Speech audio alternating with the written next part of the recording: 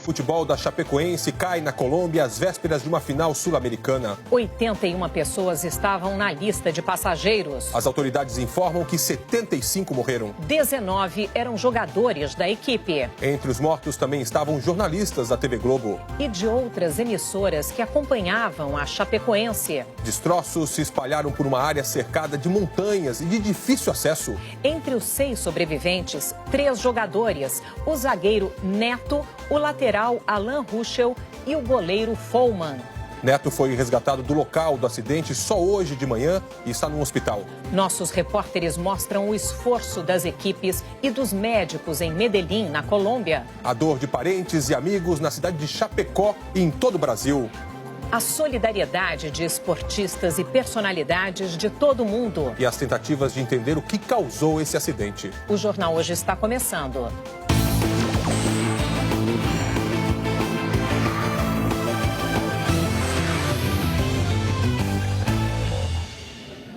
A edição especial do Jornal Hoje, desta terça-feira, traz a cobertura completa do acidente com um avião na Colômbia, que, segundo as autoridades, matou 75 pessoas.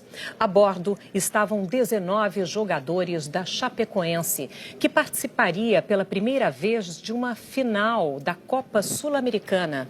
21 jornalistas também estavam a bordo, acompanhavam a viagem mais importante do time catarinense.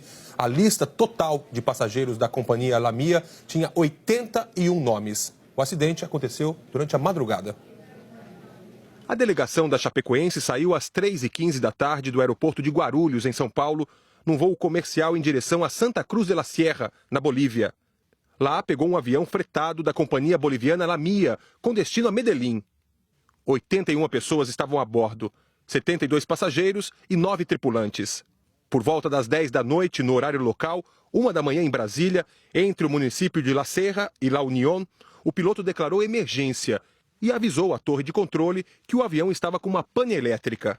Minutos depois, o piloto teria despejado o combustível, segundo a imprensa local, e tentou fazer um pouso de emergência em Cerro Gordo, município de La Unión, uma região montanhosa a cerca de 30 quilômetros do Aeroporto Internacional de Medellín. O local do acidente é de difícil acesso e choveu forte durante a madrugada. Segundo o jornal colombiano El Tempo, os socorristas conseguiram chegar ao local só 2 horas depois. Encontraram um avião desintegrado com fuselagem espalhada por uma área de 100 metros, segundo o comandante do Corpo de Bombeiros. Por favor, necessitamos ajuda! 75 pessoas morreram na hora. Num primeiro momento, 5 foram resgatadas com vida. O primeiro a chegar ao hospital de La Serra foi por volta das 2 da manhã no horário local, 5 da manhã em Brasília. Foi o jogador Alan Ruschel. Testemunhas contam que ele estava em estado de choque, perguntando pela família. Alan passou por uma cirurgia e os médicos dizem que a situação dele é estável. Durante a manhã, um momento de alegria. As equipes de resgate encontraram mais um sobrevivente debaixo da fuselagem do avião, o zagueiro Hélio Hermito Zampier Neto, que foi levado ao hospital com trauma crânioencefálico. A Aeronáutica Civil da Colômbia chegou a publicar uma lista com 6 sobreviventes da tragédia. A aeromoça Ximena Soares, o técnico de aeronave Erwin Tumiri, o jornalista Rafael Renzel e 3 jogadores, Alan Ruschel, Jackson Fullman e Danilo Padilha. Mas no meio da manhã, mais uma notícia triste. O goleiro Danilo, de 31 anos, não resistiu e morreu no hospital. O time estava muito feliz, nunca tinha chegado tão longe. Antes de embarcar em Guarulhos, os jogadores fizeram um vídeo publicado numa rede social. Nós falamos aqui do Aeroporto Internacional de Guarulhos, aeroporto de Cumbica. O Chapecoense daqui a pouco inicia o procedimento de embarque para a cidade de Medellín, onde amanhã, melhor dizendo, na quarta-feira, enfrenta o Atlético Nacional pela primeira partida da final da Sul-Americana. Começa a viagem mais importante da história do clube. Mais importante até agora, né? A repórter Lívia Laranjeira está na cidade de La Serra, na região do acidente. Ela acompanhou tudo desde o começo dessa tragédia. Lívia, boa tarde para você. Quais são as informações que você tem deste momento? Oi, Sandra, boa tarde para você, para todos ligados com a gente no Jornal Hoje. A gente está no Hospital San Juan de Dios, que é o hospital mais próximo do local do acidente. Para cá foram trazidos os primeiros feridos encontrados com vida. Os jogadores em situação mais grave estão aqui, foram trazidos para cá. Nesse momento tem 2 sobreviventes nesse hospital. Um é o Neto, o último a ser localizado com vida, que foi trazido para cá com trauma crânioencefálico. E o outro é o jornalista Rafael Renzel, que já passou por uma cirurgia nesse momento em situação estável na UTI, unidade de tratamento intensivo. O Alan Ruschel também foi atendido aqui, passou por cirurgia e foi encaminhado para uma outra clínica para passar por uma ressonância magnética. E o terceiro jogador encontrado com vida, sobrevivente desse acidente, o goleiro Jackson Follman, está em um terceiro hospital, o Hospital São Vicente, teve a perna amputada em decorrência da tragédia. A gente está acompanhando tudo desde as primeiras horas da madrugada, chegamos aqui por volta de 1 da manhã do horário da Colômbia, 4 da manhã do horário de Brasília, e acompanhamos a chegada de todas as ambulâncias, muita expectativa, muita ansiedade por parte de jornalistas e equipe médica durante toda a madrugada. Mas muito interessante observar também a solidariedade das pessoas por aqui. Filhos ou parentes de brasileiros que falavam português vieram para cá para tentar colaborar, servir como intérpretes dos feridos e mesmo dos jornalistas. Outras pessoas vieram tentar ajudar da maneira que podiam, colombianos passando por aqui, para tentar ajudar as equipes que seguem trabalhando, equipes médicas, equipes de imprensa, muita gente ainda por aqui. Nesse momento a gente aguarda a liberação dos corpos, reconhecimento dos corpos desses 75 mortos que ainda estão lá no local do acidente, e aí a gente vai seguir acompanhando tudo, Sandra, e eu volto ao longo da programação com mais informações. Ok, Lívia, muito obrigada. Então, nós nos falamos em breve. Parentes das vítimas e dirigentes passaram amanhã na sede da Chapecoense. Uma equipe médica do clube foi para a Colômbia para ajudar no trabalho de resgate. A reportagem é de Rafael Junques, de Chapecó. A maior cidade do oeste de Santa Catarina amanheceu de luto. O time era o orgulho da cidade. A Chapecoense mereceu uma coisa dessa, meu Deus! Que não era apenas um clube, né? Não eram simplesmente jogadores, era a família, né? Então, esse sentimento ele passava para a arquibancada, né? Passava para mim, passava para o meu filho, passava para todos. Então, um sentimento de muita tristeza, né? Com a notícia da tragédia, os parentes dos jogadores foram ainda de madrugada para a sede da Chapecoense em busca de informações. Ninguém quis dar entrevista. Todos estavam na expectativa pelo jogo da final da Sul-Americana. É muito triste a notícia que recebemos hoje de manhã. Na verdade, jamais a gente ia esperar. Um time que a gente ama, um time que a gente começou há muito tempo. Eu estou muito tempo envolvido na Chapecoense. E eu sei tudo que nós passamos, e agora que nós chegamos, não vou dizer no auge, mas ficamos um time em destaque nacional, acontecer uma tragédia dessa, cara, é muito difícil e a tristeza é muito grande. Nós vamos levar fé em Deus. Desde as primeiras horas da manhã, o estádio da Chapecoense, a Arena Condá, se tornou ponto de encontro de torcedores e de parentes de jogadores em busca de notícias. Desde as 3h20 da manhã já estou acordada, acompanhando e coração partido com isso, uma tragédia muito grande para a nossa cidade, né? Uma multidão passou a manhã do lado de fora do estádio. A Chapecoense era unanimidade entre os moradores da cidade. Os torcedores cantaram o hino da Chapecoense e rezaram juntos. O pão nosso de cada dia nos dá hoje. Nós vamos com a equipe médica lá para ver o que é possível fazer, né? Nesse momento dramático, nós estamos com a equipe de 6 médicos para poder prestar assistência, você sabe? Uma tragédia para o Brasil. A delegação da Chapecoense viajou para Medellín com 22 jogadores, além do pessoal da comissão técnica e da diretoria do clube.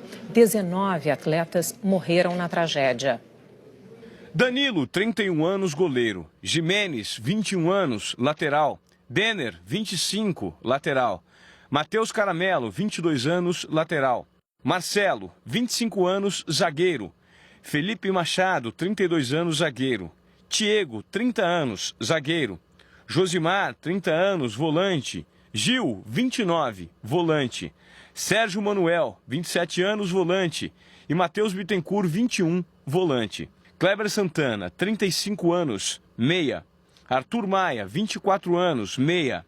Everton Kempis, 34 anos, atacante. Ananias, 27, atacante. Lucas Gomes, 26 anos, atacante. Tiaguinho, 22, atacante. Bruno Rangel, 34 anos, atacante. Ailton Canela, 22 anos, atacante. Caio Júnior, 51 anos, técnico. O cunhado e amigo do meio-campo, Kleber Santana, conversou com a nossa equipe. Ele era capitão da Chapecoense. Estava muito feliz, né, entusiasmado, até que a gente brincava. Que a gente escutava muito, que as pessoas diziam que pela idade já estava na hora de parar. E ele falava pra gente que como parar, né? Que ele continuava jogando de alto nível, era capitão da Chapecoense. Estava na final da Sul-Americana com a Chapecoense, então como parar? Ele dizendo aí, infelizmente a trajetória dele foi interrompida com esse acidente. O irmão do jogador Matheus Bittencourt da Silva, mais conhecido como Matheus Biteco, também falou com a gente. Ele tinha 22 anos e jogava como volante pela Chapecoense. Estava muito feliz na Chapecoense, porque estava tendo sequência de jogos e também o filho dele nasceu, agora tem uns 4 meses. E ele estava muito feliz. Ontem eu tentei entrar em contato com ele, eu tinha esquecido que tinha jogo na quarta-feira. E eu tentei entrar em contato com ele e não deu, não consegui. Logo em seguida mandei uma mensagem e também não tive resposta. E eu ia para lá no domingo fazer uma surpresa para ele lá, para assistir o último jogo dele e também conhecer meu sobrinho. No início, 7 pessoas sobreviveram à queda do avião, mas um deles, o goleiro Danilo, como dissemos há pouco, acabou morrendo no hospital. De acordo com o comunicado da Aeronáutica Civil da Colômbia, a lista de sobreviventes inclui 2 tripulantes, Ximena Soares, auxiliar de voo, e Ervin Tumiri, técnico de aeronave. O jornalista de Chapecó, Rafael Hensel, que foi operado no Hospital San Juan de Dios, em Medellín. Também sobreviveram à queda 4 jogadores. O lateral Alain Luciano Ruschel, que também foi submetido à cirurgia. O goleiro reserva Jackson Follman e o goleiro principal Marcos Danilo, que não resistiu aos ferimentos e acabou morrendo no hospital. O último a ser resgatado foi o zagueiro Hélio Zampier Neto. Por volta das 9h40 da manhã, hora de Brasília, Neto chegou ao hospital San Juan de Dios, mas ainda não há detalhes sobre o seu estado de saúde. E ainda em São Paulo, antes de embarcar no Aeroporto Internacional de Guarulhos, 2 dos sobreviventes conversaram. O jornalista Rafael Hensel, da Rádio Oeste Capital, e o zagueiro Neto. Neto comemorou a recuperação de uma lesão e mandou uma mensagem aos torcedores.